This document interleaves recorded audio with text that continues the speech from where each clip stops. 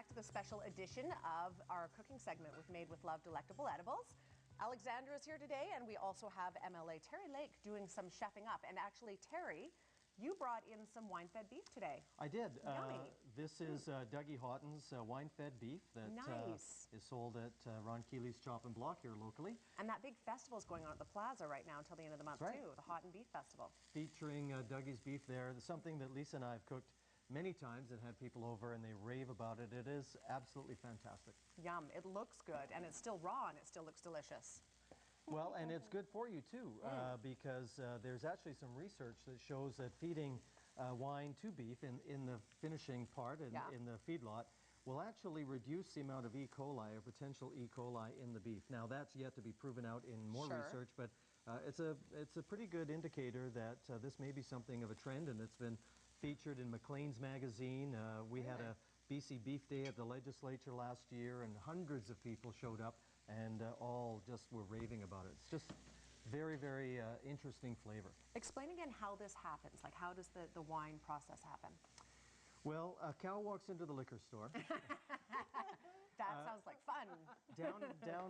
Down in the Oliver area, the feedlot there, Bill Frieding's feedlot, they take the fines that are left over from the winemaking process and feed them in with the regular feed to the cows, to the steers in the last few weeks of their finishing process. And that, you know, gets throughout their whole body into the meat, of course. And it does provide a little bit of a different color, but also a little bit of a different flavor.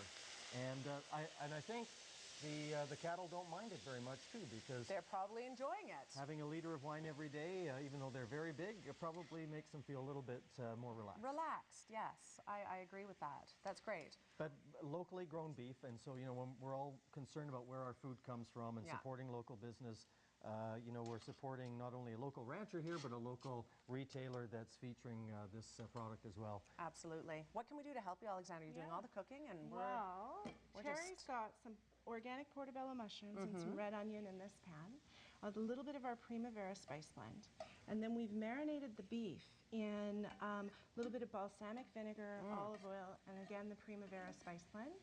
So if you want to put one of those right in the middle of the pan and kind of spread the mushrooms and onions out around it, that would be great. I just get to sit here and watch. This is okay. This is okay. It's working out. How long will that take to cook? Well, what we're going to do is we're going to turn the pan up quite high. Because that's a very quick cut, right? Kind of sear on the bottom, and then we're going to flip it over and put it right under the broiler. Okay. I've picked a pan, this cast iron pan, that can go right from stove to oven. Okay. So we'll just put it in there with the onions and mushrooms, and then Terry's just going to turn around and put it under our hot broiler, and it's kind of like barbecuing upside down. Fantastic. Which is pretty good, because barbecuing is the only kind of cooking I know how to do. So yeah, there you go. Okay, this is great. You can take this guy, stick it under the broiler there, and then Susan, this asparagus, we've just stir-fried it really with a little bit of water. Put a little bit of that Daring Dill spice blend in there, and a little knob of butter. Whoops! At the end of the cook time is a good choice. Okay. Was that the 3-second rule there? That was like 1 second. We're in the clear. We're good. Did we see it leave the camera frame and then come back? Kind of fell off onto the counter. So then I've got these gorgeous red finger-laying potatoes, and what I'm doing here is just mashing them with a fork, giving them a quick once-over. I'm going to sprinkle a little bit of jalapeno roots, a little bit of butter, and a little bit of cream in there. And then this will make a beautiful smashed red baby fingerling potato. Wow. So that's kind of our meal there. And you can see the whole thing, like literally gourmet dinner, 5 minutes. It's not a lot of work. So I like to take cooking to the point where everybody can do it. It's simple, it's easy, it's real. You get something that you want. Use local, beautiful products. Yeah, and let's be honest, we're going to have a bottle of red wine with this. I mean, really, it's a wine-fed beef. I think that would be the natural conclusion. And so you brought the wine, Susan? I did. But it sounds great. And it is.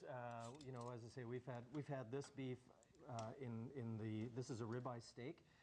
But we've also had the prime rib roast as well, and it is just absolutely great. It's often too much, but then for the rest of the week you get beautiful steak sandwiches. Absolutely, absolutely. You can do all kinds of things with the leftovers, right? What else do you want to add, Alexandra? We've got about a minute, and we're going to obviously come back at the end and have a quick little If you can presentation. pass me that sea salt, that would be great, Terry. I'm going to do a little bit of that in with the jalapeno and the potatoes, and then a little bit of our really wonderful local dairy cream. So anybody familiar with the Blackwell Dairy? I actually phoned. The lady on the phone laughed at me. But I phoned and I said, hey, how do your cows live? And she said, how do my cows live?